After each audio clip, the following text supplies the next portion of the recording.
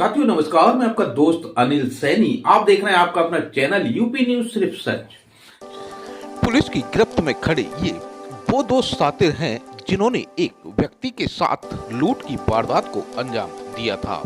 आप भी जानकर हैरान रह जाएंगे कि इनमें से एक व्यक्ति खुद को पीसीएस अधिकारी बताकर पुलिस पर रौब भी झाड़ रहा था। दरअसल ये पूरा मामला है यूपी के इटावा जनपद के सैफई थाना क्षेत्र का, जहां पर एक व्यक्ति घायल अवस्था में सैफई पुलिस को मिला हुआ था और उसने जब ये बताया कि उसके साथ लूट की वारदात हुई है, इस पर जब पुलिस की टीमें काम पर लगी तो दो आरोपियों को गिरफ्तार करने में कामयाबी हासिल हुई है। इस संबंध में पुलिस का कहना है कि पकड़े गए आरोपियों में से एक व्यक्ति ने खुद को आईएएस बताया और कहा कि वह शामली में तैनात है और उसके साथी से ये गलती हो गई है, उसे छोड़ दिया जाए। जब पुलिस ने उससे पूछताछ की तो पूरा दूध का दूध पानी का पानी हो गया। फिलहाल पुलिस ने इन दोनों छात्रों के कब्जे से लूटा हुआ सामान और तमंचे एवं अन्य सामान बरामद किया है।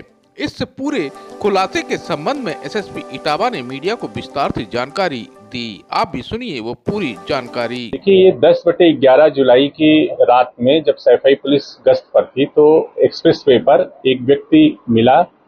लगभग रात के 2:30 बजे उसने बताया कि उसके साथ एक जो गाड़ी बुक करके ले जा रहा था लखनऊ से फिरोजाबाद के लिए, उसके चालक और उसके साथ बैठे एक सहयोगी ने तमंचा लगा करके और उसका पर्स, एटीएम और डेबिट कार्ड, 4,000 रुपए और एक मोबाइल फोन लूट लिया है।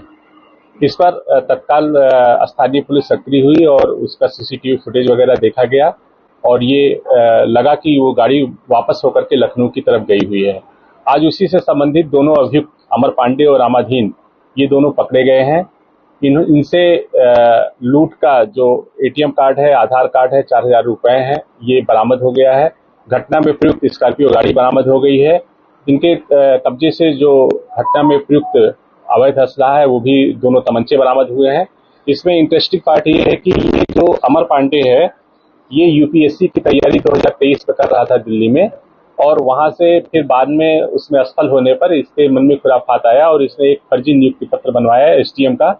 और ये जब पुलिस इससे पूछताछ कर रही थी तब भी ये बता रहा था कि मैं एसडीएम हूँ और शामली में मेरी नियुक्ति है और ये कृत्य मेरे ड्राइवर के द्वारा किया गया है। वो बच्चों को छोड़ने के लिए और ले जाने के लिए घर पे रखा गया था मैंने लखनऊ में। ये सारी बातें झूठी पाई गई।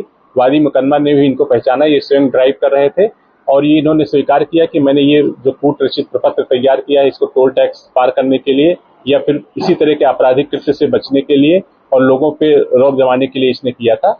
ये घटना का पूरा खुलासा हुआ है। इसमें हमारी जो स्थानीय पुलिस है और जो सर्विलांस की टीम है इसने काफी मेहनत किया है। इनको 15,000 रुपए के पुरस्कार से मेरे द्वारा पुरस्कृत किया गया है। अब लोगों से क्या अपील रहेगी, किस तरह से करते समय? देखिए, ये बुकिंग जो हुई थी ब्ला ब्ला ऐप है उसके माध्यम से शेयरिंग वाली गाड़ी इसको प्रयोग किया गया था।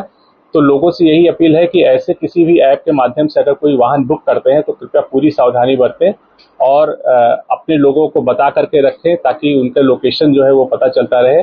क्योंकि उस दिन तत्काल उनको गश्ती पुलिस मिल गई थी, इसलिए ये सारी घटना का खुलासा हो पाया, वरना इससे गंभीर घटना भी हो सकती थी। सर, जो लोग आईएएस सरकारी है और क्या इसका कोई ऐसा डॉक्यूमेंट बरामद हुआ है ऑनलाइन या प्रमाण के तौर पर जो ये साबित करता है कि इसने फर्जी भाड़ा किया है आईएएस? हाँ, ये एक नियुक्ति पत्र दिखा रहा है यूपीएससी का जो पूरी तरीके से कूट रचित है। वो यूपीएससी से कहीं जारी नहीं किया गया है, इसीलिए इसमें सुसंगत धाराओं की बढ़ोतरी भी की गई है। सर, जो नियुक्ति पत्र बनाया उसका किस तरीके से लाभ लेना चाह रहा था? ये सिर्फ इसलिए कि अपने आप को एक तो ये अपने रिश्तेदारों में भी बता रखा था कि मैं आईएएस प्रोबेशनर हूँ और अपने दोस्तों में भी इस चीज को फैला कर रखा था और संभवतः इस प्रकार के आपराधिक कृत्य में पकड़ा गया है। और जब इसने इस चीज को स्वीकार किया है तो इसी तरह के आपराधिक कृत्यों से बचने के लिए और कह रहा था कि टोल टैक्स में हमें टोल न देना पड़े, इसलिए हम इस तरह का करते थे। और जो घटना में प्रयुक्त स्कॉर्पियो गाड़ी है उस पर भी इसने मजिस्ट्रेट लिखवा रखा है। सर, जो गिरफ्तार अभियुक्त इनके विरुद्ध पहले भी आपराधिक इतिहास रहा है? नहीं, अभी इनकी कोई क्रिमिनल हिस्ट्री नहीं मिली।